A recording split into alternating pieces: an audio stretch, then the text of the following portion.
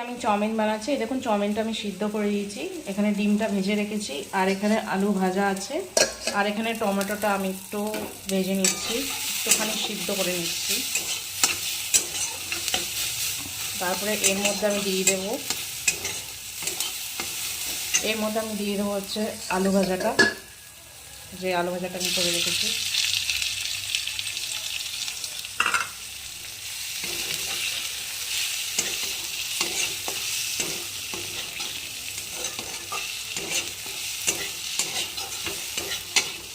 আলু ভাজাটা দিয়ে দিয়েছি।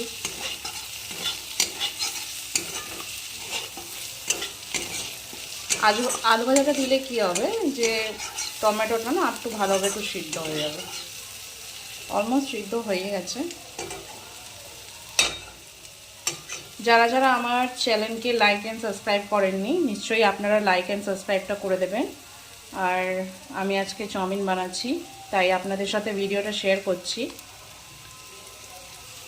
এরপর আমি ডিমটা দিয়ে দেবো।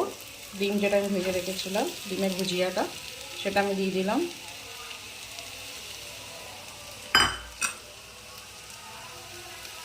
ডিমের ভুজিয়াটা দিয়ে দিয়েছি, একটু নাড়িয়ে নেব।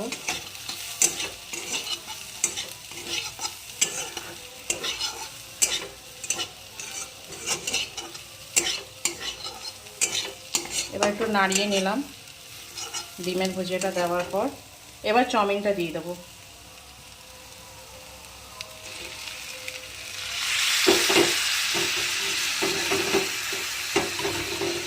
এবার চাউমিনের মধ্যে দেবো হচ্ছে সয়া সস।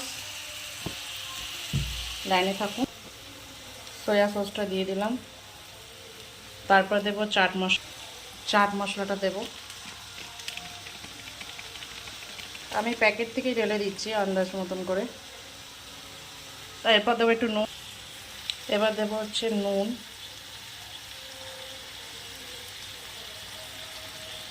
নুনটা আমি একটু অল্প দিয়েছি, কেন কি আলু ভাজাতে অলরেডি নুন দিয়েছিলাম, তো তার জন্য নুনটা আমি অল্প দিয়েছি। এবার নাড়িয়ে নেব, ভালো করে নাড়িয়ে নেব।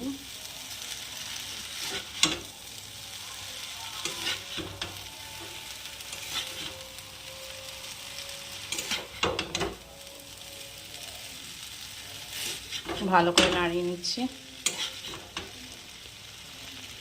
ভালো করে নাড়িয়ে নিয়েছি। এবার সবাইকে সার্ভ করে দেব। চলুন দেখা যাক সবাই খেয়ে কী বলে।